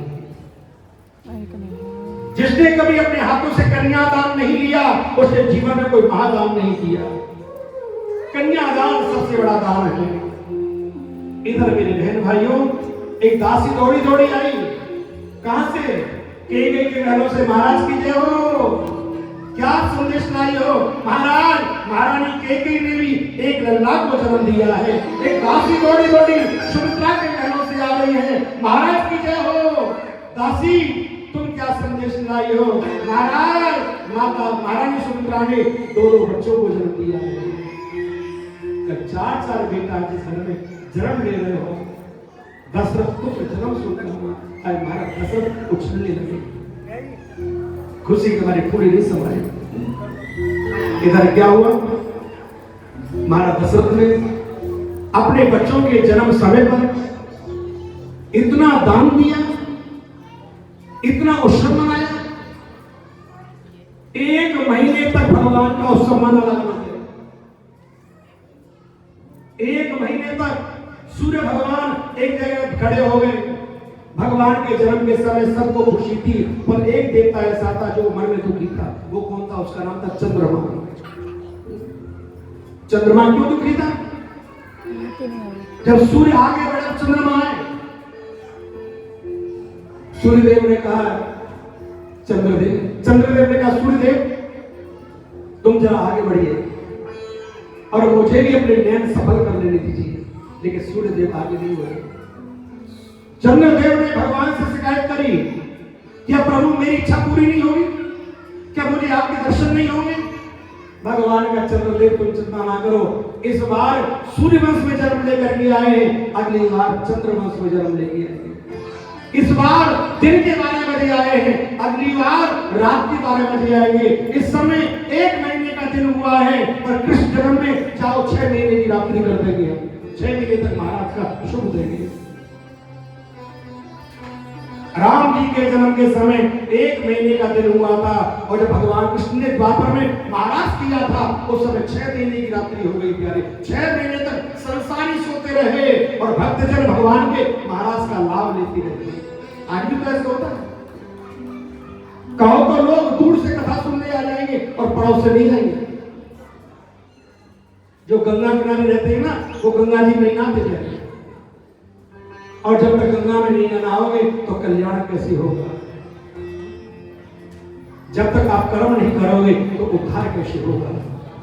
मैं कहता हूं भाग्यवान है जिनको अपने जीवन काल में भगवान कथा सुनने का ठाकुर जी अवसर देते हैं। और मैं फिर भी कहता हूं आपको गारंटी से, जिनको कथा मिलती है उसको भगवान भी जरूर मिलता है, भगवान जरूर दर्शन देता है। इसलिए कथा आपको जहां भी मिले जाए भगवान कथा मत छोड़िए। अरे मेरी झोपड़ी के देखो, मेरी झोपड़ी के भाग्य आज खुल जाएंगे, राम आएंगे। मेरी झोपड़ी के भाग्य आज खुल जाएंगे, राम आएंगे। ओहो मेरी झोपड़ी के भाग्य आज खुल जाएंगे, राम आएंगे तो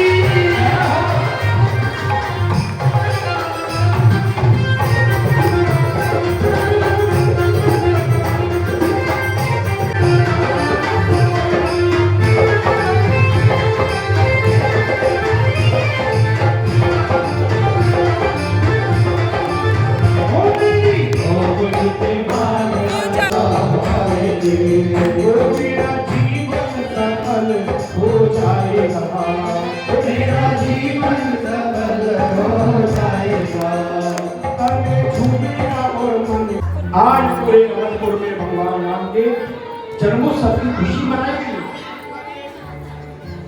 प्रगटे है चारों भैया, अवध में बाजे बधैया।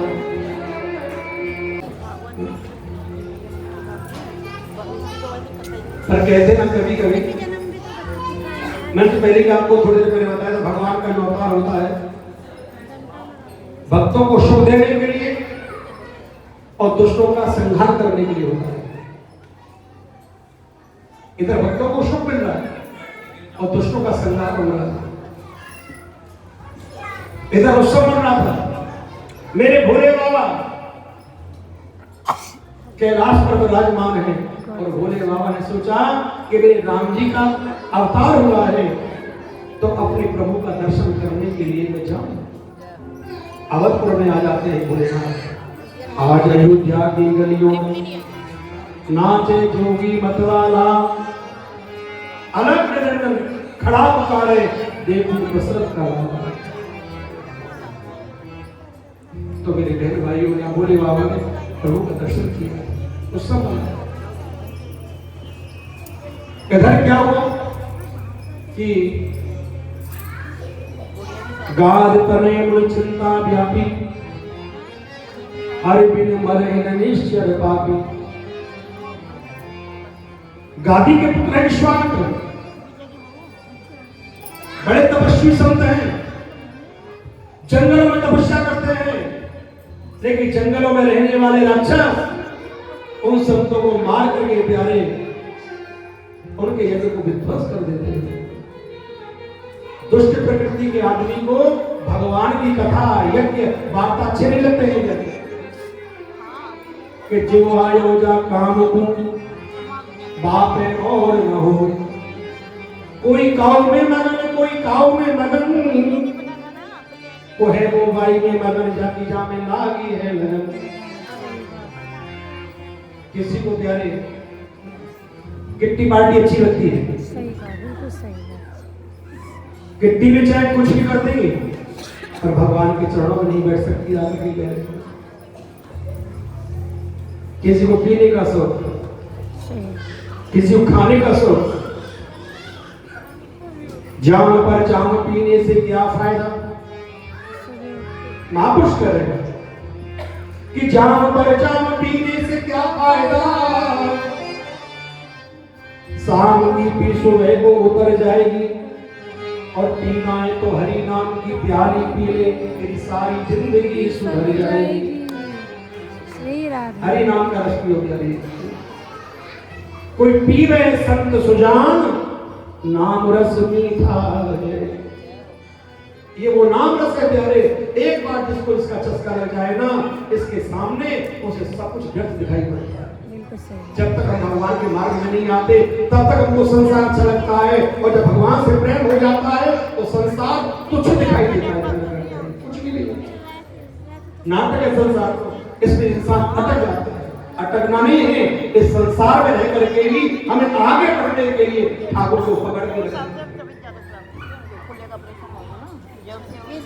और ये कहना है पकड़ लो हाथ गिरधारी, कि पकड़ लो हाथ गिरधारी, नहीं तो डूब जाएंगे, हमारा कुछ ना बिगड़ेगा, तुम्हारी लाज जाएगी। तुम्हारे ही भरोसे पर जमाना छोड़ बैठे हैं, और जमाने की तरफ देखो तो हमें कैसे निभाओगे। हाथ गिरधारी, नहीं तो डूब जाएंगे। अगर भगवान के चरणों में आए हो और भगवान की दृष्टि तुम में पड़ गई और भगवान ने तुमको पकड़ लिया प्यारे, तो भगवान तुमको गिरने नहीं देगा। याद रखना, एक बार जब सत्संग में प्रीति हो जाती है तो इंसान फिर गिरता नहीं है, वो समझ जाता है, अपना कल्याण करता है।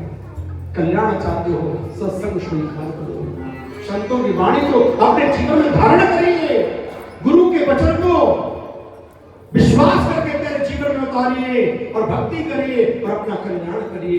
मैं कहता हूं जो इस जन्म में अपनी मुक्ति नहीं करता, ऐसा अवसर फिर उसे किसी योनि में नहीं मिलता। प्यारे, सबसे सुंदर मौका है मनुष्य योनि में भक्ति करने का, जितना कर सको कर लीजिए। जगत में कोई न परमानेंट, कोई परमानेंट नहीं है, सब कोई, और दुनिया से जाने वाले जाने चले जाते हैं। चिट्ठी ना कोई संदेश, जाने वो कौन सा देश, जहां तुम चले गए।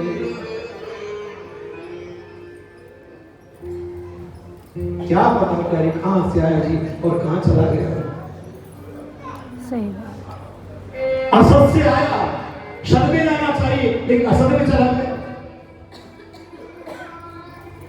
इसलिए मेरे बहन भाइयों, आप यहां भगवान को मत छोड़िए, मत बिसारिए, भगवान को पकड़े रहो जीवन भर। भगवान तुम्हें किसी रूप में सेवा दे, आप सेवादार बन के ठाकुर जी की सेवा करते रहो और अपने कर्मों को सुधारते रहो। मेरी बहनों, मैं आपको बता रहा था कि गाद तने मुनि चिंता व्यापी, हर बिन मरे न निश्चर पापी। विश्वामित्र ने सोचा क्यों ना हो अवधपुरी में नारायण का प्राकट्य हुआ है, महाराज दशरथ के पास जाऊं और उनके पुत्रों को मांग करके लेके आऊं। वो यज्ञ की रक्षा करेंगे, दुष्टों का संहार करेंगे और सबको की सुरक्षा होगी।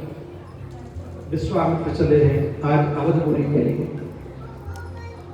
दशरथ जी को पता चला विश्वामित्र आ रहे हैं, तो स्वयं राजा चक्रवर्ती दशरथ विश्वामित्र जी का सम्मान करने के लिए अपनी सेना को लेकर के उनको लेने के लिए महल से बाहर पहुंचे। हर ग्रस्त का धर्म है, जब तुम्हारे जीवन में कोई संत महापुरुष गुरु तुम्हारे घर पर आते हो बिहारी, उनका सम्मान करिए, उनका आदर कीजिए, उनकी अगवानी कीजिए, उनका पूजन कीजिए, उनकी सेवा कीजिए, जिससे तुम्हारे कर्म सुधर जाए। जिसने अपने गुरु में भगवत दर्शन नहीं किया प्यारे, उसे भगवान की मूर्ति में भी भगवान दिखाई नहीं पड़ता। सबसे पहले तो गुरु में ही हमारी इतनी श्रद्धा हो जाए कि गुरु में साक्षात हमें ठाकुर जी का दीदार होने लगे। और होता है, जिसकी सच्ची निष्ठा होती है ना, उसको अपने गुरु में ही भगवान का स्वरूप दिखाई देता है। तो उनकी कृपा हो कि सेवा करते करते तो हमको साक्षात भगवान को मिला देते हैं। ये गुरु का काम। देखिए मेरी बहनों, विश्वामित्र जी ने दशरथ से कहा, दशरथ मैं तुम्हारे पास में किसी कारण से आया हूं, क्या मेरी बात सुनोगे और जो मैं मांगू क्या आप मेरी सेवा करोगे? महाराज आप जो मांगोगे, ये चक्रवर्ती सम्राट दशरथ आपको वचन देता है, आपको मैं निराश नहीं करूंगा। मांगे क्या चाहते हो? तो क्या मांग रहे हैं? अनुज समेत देव रघुनाथा और निश्चर बद में होशनाथा। तुम्हारे पास राम लक्ष्मण को मांगने आया हूं। दुष्ट लोग संतों को परेशान कर रहे हैं, यज्ञ में विध्वंस करते हैं। बस राम लक्ष्मण को दे दो, यही मेरी इच्छा है। ये दुष्टों का संहार करेंगे और संतों की रक्षा होगी। दशरथ ने कहा, महाराज क्या मांगा तुमने? मेरे पुत्र राम लक्ष्मण, ये छोटे छोटे बच्चे इतने बड़े बड़े राक्षसों से युद्ध कैसे कर पाएंगे? विश्वामित्र ने कहा, दशरथ आप पुत्र मोह में पागल हो रहे हो, तुमको ये नहीं पता है ये छोटे नहीं है, ये स्वयं साक्षात नारायण है। ये तुम्हारा पुण्य है कि तुम्हारे घर में नारायण को पुत्र बन के आना पड़ा है। लेकिन दशरथ ने कहा, महाराज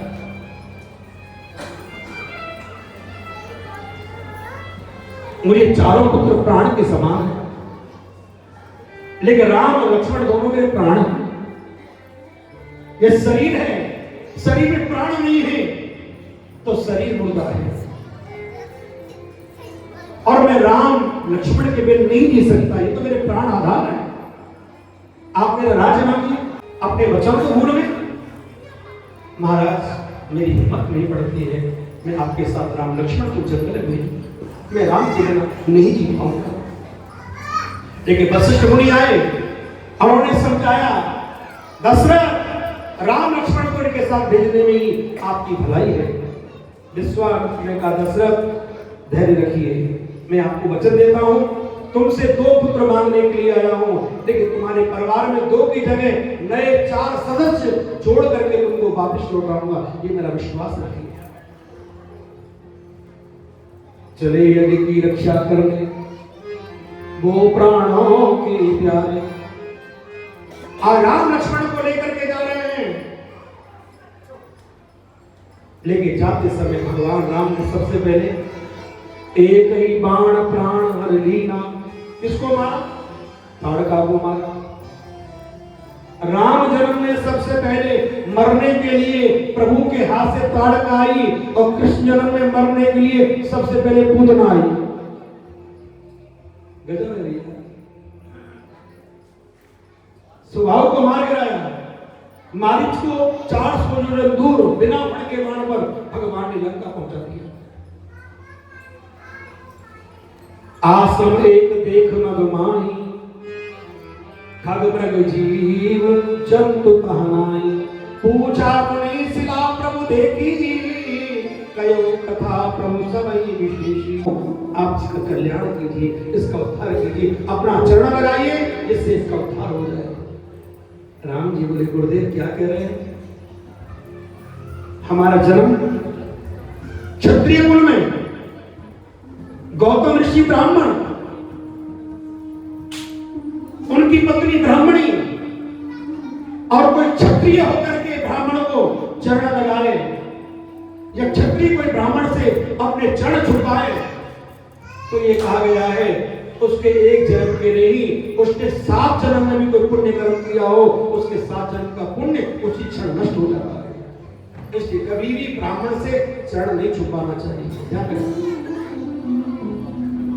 विश्वामित्र ने कहा, हे राम, आप महान हैं, आप मर्यादा पुरुषोत्तम हैं, आप संत ब्राह्मणों का बहुत आदर मान सम्मान करते हैं, पराजय नहीं होगी, उसकी सदा विजय होगी, वो सदा जीत देगा। हे राम, तुम्हारी जय हो। लेकिन आपसे कहता हूं, हे राघव, आप चरण मत लगाइए, लेकिन अपने चरणों को थोड़ा ऊपर तो उठाइए।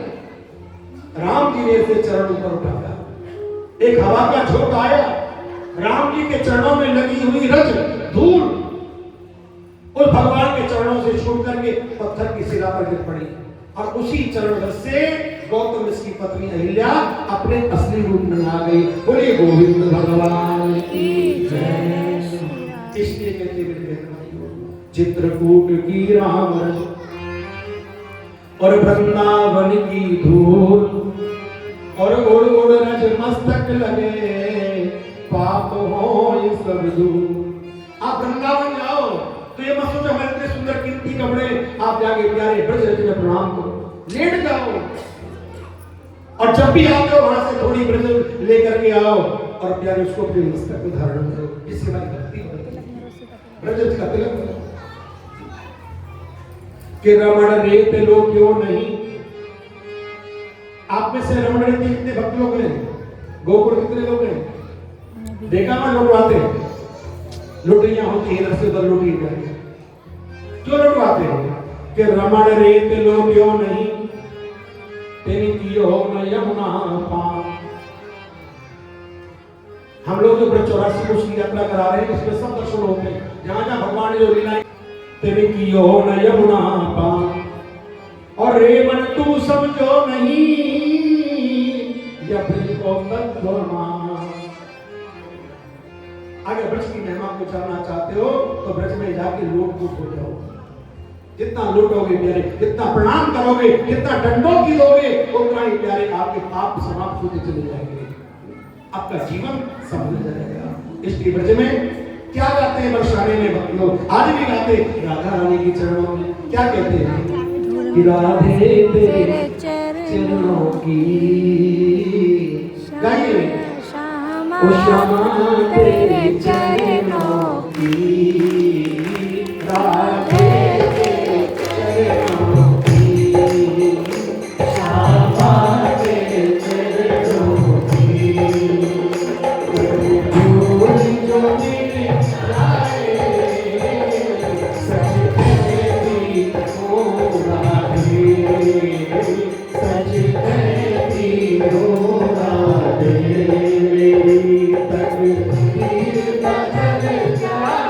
11 वर्ष तक कोई चरण पादुका नहीं पहनी और भगवान यहाँ पर रहे होते रहे, वो भूमि कितनी महान होगी, आपने सोचा है कभी? उस भूमि को वंदन करने से, नमन करने से हमारे जन्म जन्मांतर के पापों का खात्मा हो जाता है, जन्म जन्मों के पापों से छूट जाती है। इससे जीवन में तीर्थ भी क्या करो, जब भगवान आपको मौका दे नंगे पैर करो, तुम तीर्थ करो। जवानी में बुढ़ापा किसने देखा है? बुढ़ापे में आंख वही बेकार कि दर्शन करने को लाचार, दर्शन करो जवानी में बुढ़ापा किसने देखा है? राम नाम जपो जवानी में बुढ़ापा किसने देखा है? आजकल तो लोग जवानी में बुढ़े हो जाते हैं, ये बात तो सच्ची है। आजकल बुढ़ापा बुढ़ापे से पहले बुढ़े हो गए, 30 साल के 35 साल के पांव बोले उछालो, खड़े खड़े बनाना, खड़े खड़े बनाना, गजब है भैया। पता है कितना नुकसान को पहुंचे।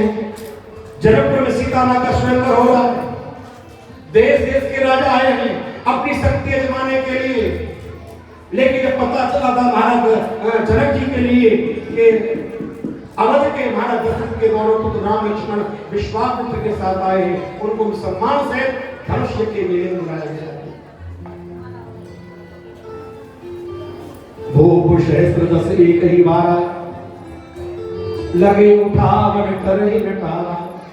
एक एक करके 10,000 राजाओं ने अपनी शक्ति का परिचय दिया, पर धनुष तोड़ना तो बहुत बड़ी बात है, कोई धनुष को हिला नहीं सका।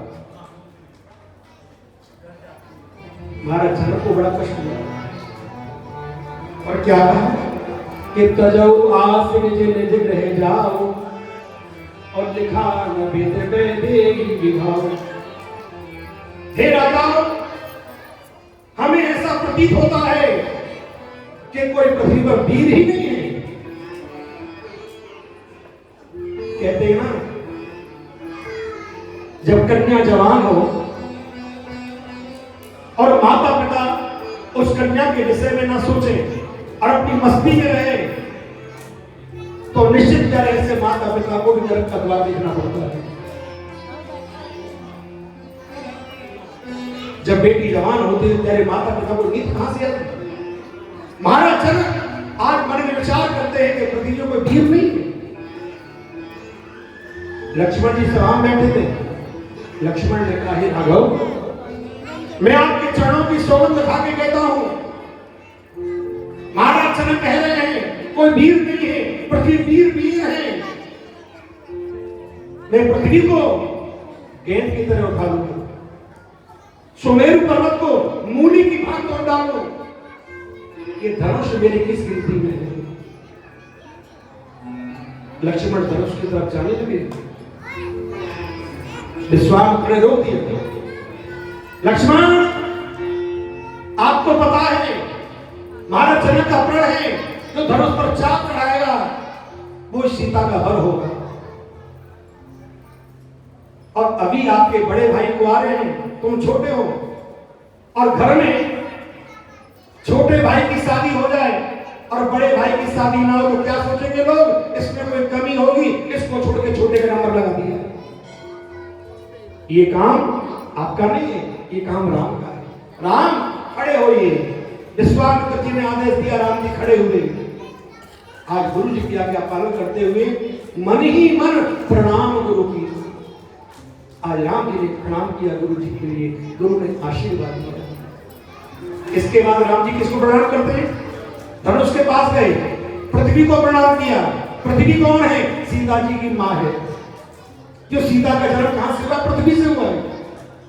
आज राम जी अपनी ससुराल में अपने होने वाली सासू मां को प्रसन्न कर रहे हैं और क्या कह रहे हैं? हे सासू मां, अगर तुमने धनुष को अपनी तरफ खींच रखा हो तो आराम से छोड़ देना, जिससे मुझे उठाने में कोई आपत्ति ना आए।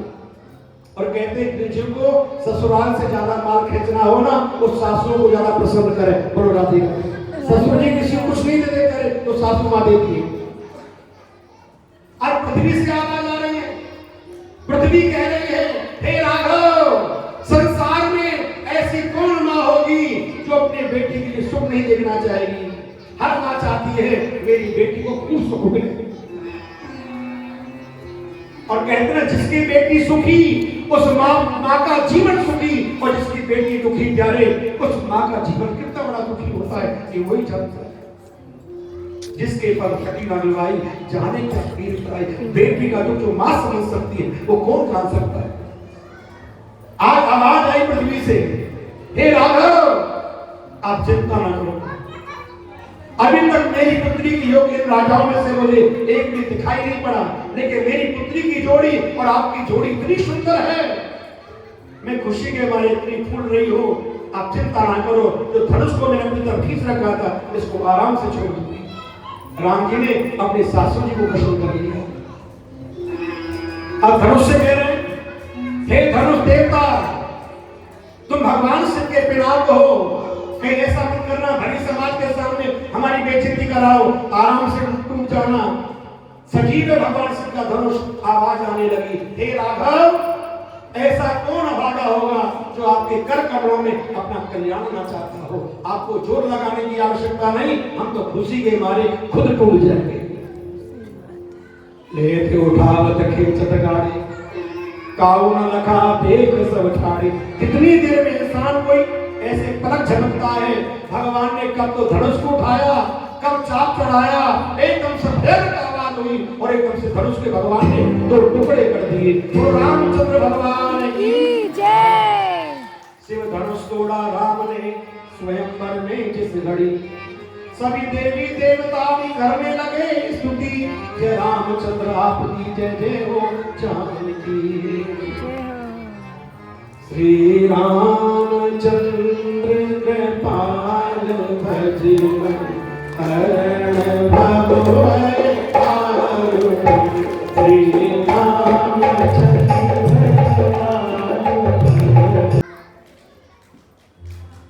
और अपने मंच पे पहुंच गए। जानकी मैया वरमाला लेकर के राम जी के पास जा रही है, लेकिन जल्दी जल्दी जा रही थी। संग की सहेली हास परिहास करने लगी और क्या कह रही हैं, धीरे चलो सकुमार, सकुमार सिया प्यारी, धीरे चलो सकुमार। देश देश के राजा जो आए, जरा इनको तो लीजिए निहार, निहार सिया प्यारी, धीरे चलो सकुमार। आज जानकी जी आराम से चलने लगी, अब सिंहासन पर पहुंची राम जी के पास।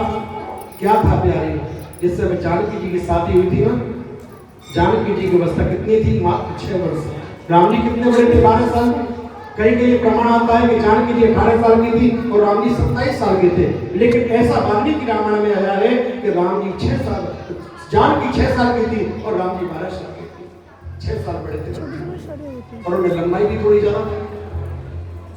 तो जैसे वरमाला सीता जी राम जी को पहनाना चाह रही थी, एक तो छोटी थी जानकी जी, लंबाई भी कम थी, राम जी ऊंचे थे, मुंह और मुकुट भी पहना हुआ था, तो माला नहीं पहनाई जा रही। तो संग की सहेली बोली राम जी से कि झुक जइयो तनक रघुवीर, अरे झुक जइयो तनक रघुवीर, लली मेरी छोटी है, झुक जइयो तनक रघुवीर, लली मेरी छोटी है।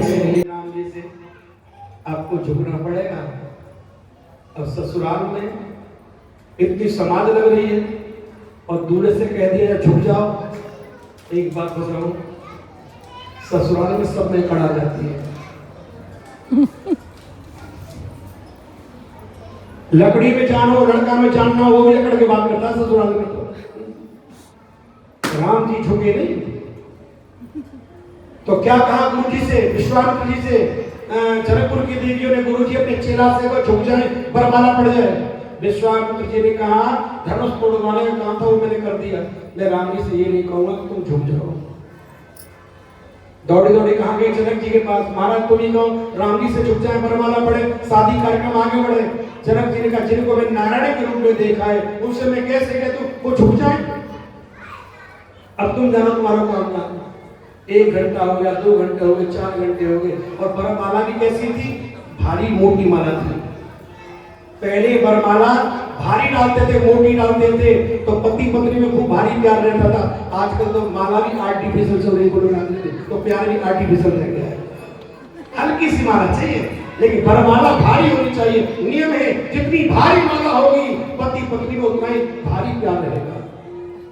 अब सीता जी के हाथ दुखने लगे, वरमाला नहीं कर, बहुत देर हो गई, कोई काम नहीं आ रहा है, सबने मना कर दिया, हम कैसे के राम जी झुक जाएं। अब सीता जी ने इशारा किया किसके लिए, लक्ष्मण के लिए। और क्या कह रही है सीता जी, लक्ष्मण जी आज मुझे तुम्हारी आवश्यकता है,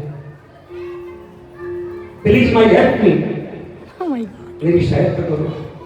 लक्ष्मण समझ गए कुछ कहना चाहती है माता, और मुझे आज माता की मनोकामना पूर्ण करनी है।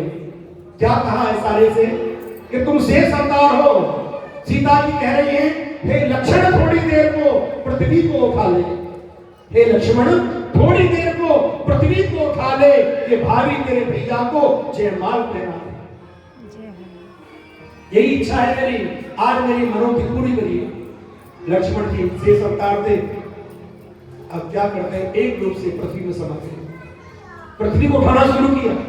अब तो पृथ्वी ऊपर हो जाएगी, सीता जी ऊपर हो जाएंगी और राम जी को माला पहना देंगे।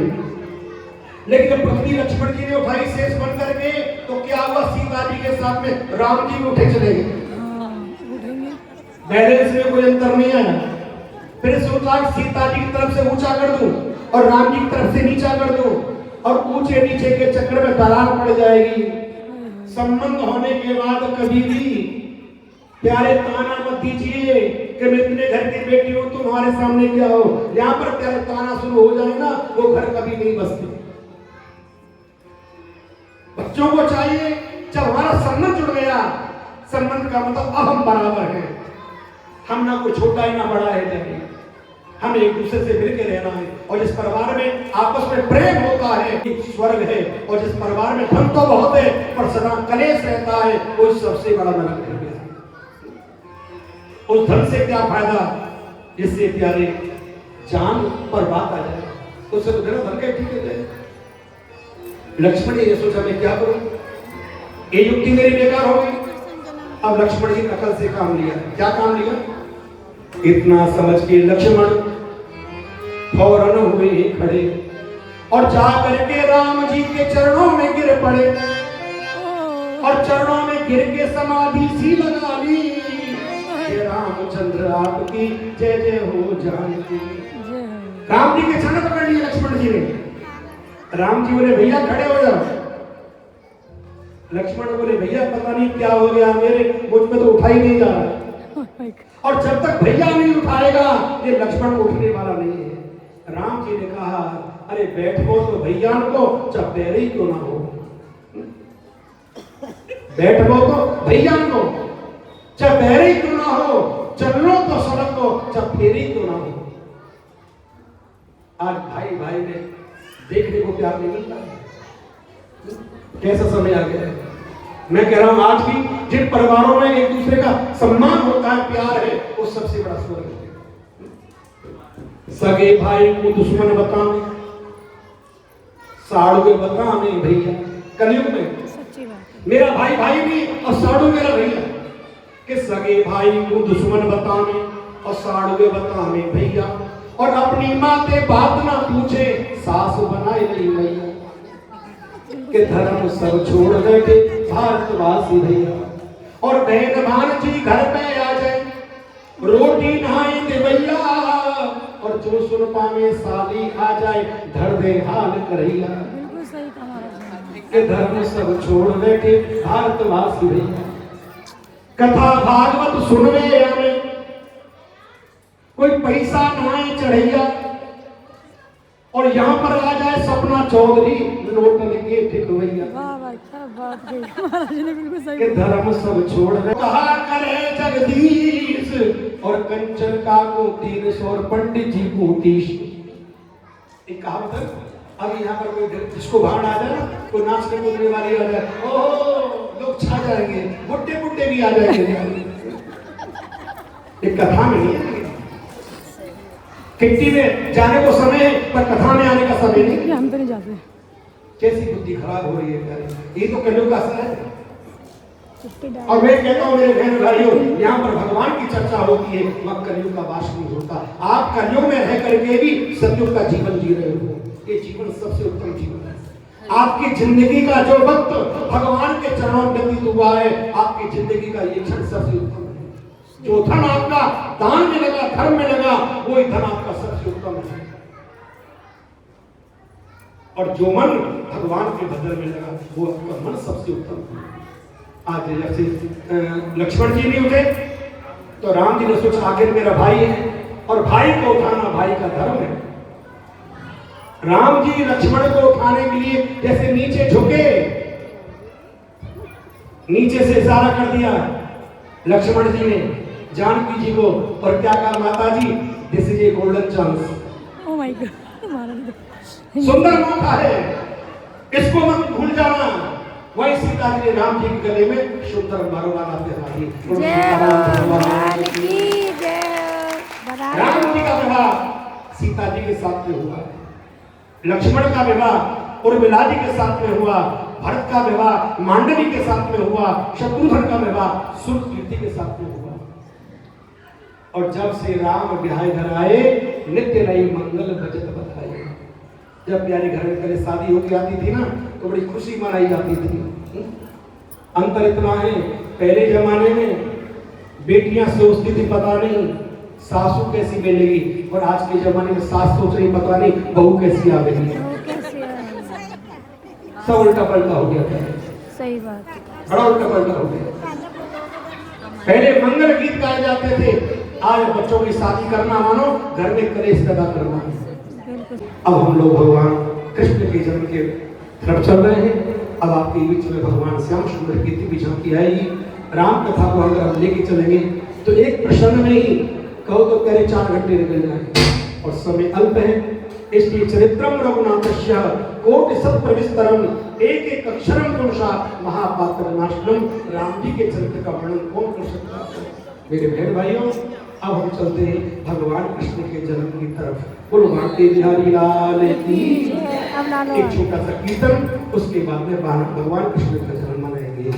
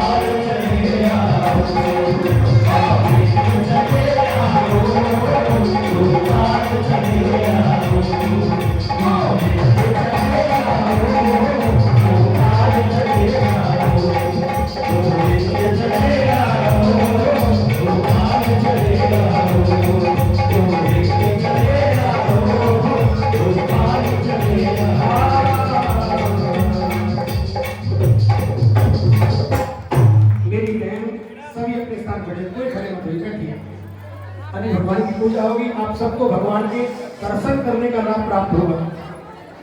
आज का भागवत में सबसे अच्छा दिन है। दिन तो हर गुरु जी अच्छा। ठाकुर जी के जन्म की किस किस को खुशी है? उठाइए हाथ। सबको खुशी है, और आपको खुशी का असली दिन है। अरे बैठ जाओ, तुम बैठ जाओ, पिछले वाली बहनों बैठ जाओ, बैठो 5 मिनट के लिए, ज्यादा नहीं, 5 मिनट बैठे सभी लोग। अपनी मांगी तो अंते देवाय चक्राजन संतनो नमः पुत्रासो यत्र पितरो भवन्ति मानो मध्यानि रक्षताय।